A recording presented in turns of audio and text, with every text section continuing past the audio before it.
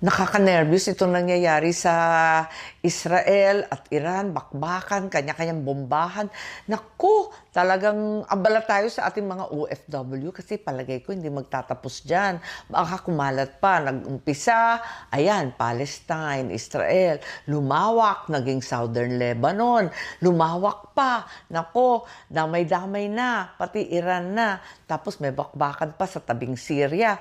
Ang problema nito, kadami-dami, milyon-milyon ng Pilipinong OFW, maiuuwi ba natin lahat sila? Yan ang problema.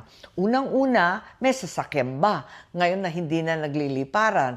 Pagkatapos nun, yung mga opisyal lang ang nabalitaan ko na nakalabas.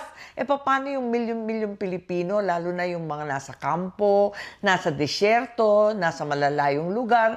Nako, dapat likasin natin lahat yan kung paano. Yan ang tanong.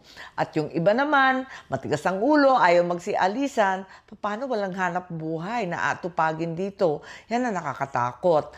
Siyempre, ikalawa, ang problema natin, yung presyo ng langis. Nako, yung Hormuz na yan, yan yung dagat kung saan dumadaan lahat ng langis. Sabi nila, 40% daw ng lahat ng oil products ng buong mundo. Naku, pag hinarang yan ng Iran, paano na tayo? Wala ng oil.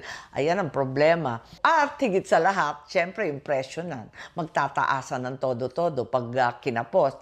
At ikatlo, nako, ang balita, ang pinakamatinding kliyente, $400 billion ang kontrata ng China sa mga taga-Iran para sa kanilang langis. So, kapag hinarang yan, baka magwala na rin ng China. Paano aandar lahat ng pabrika doon? Lahat ng mga sasakyan, ng mga tren nila. Naku, talaga naman, umaasa ang China sa Iranian oil. Yung 400 billion US dollars na kinontrata nila. Kapag inipit yan, naku, anong mangyayari? Kasi ang balita natin, maraming giyera na nag-umpisa dahil iniipit ang mga langis. Alam natin yan, sa Pearl Harbor, may balitang ganon. Alam din natin yung sa Libya. Kaya kinakailangan alamin natin at sana ipagdasal natin ng matindi na maghinahon silang lahat. Huminahon talaga. Paano ba yung tinatawag na de-escalate? Mag-usap-usap kahit papano, mag-negotiate. Siyempre, masakit sa kalooban, namatayan na, nasira ang mga bahay. Paano kaya ito?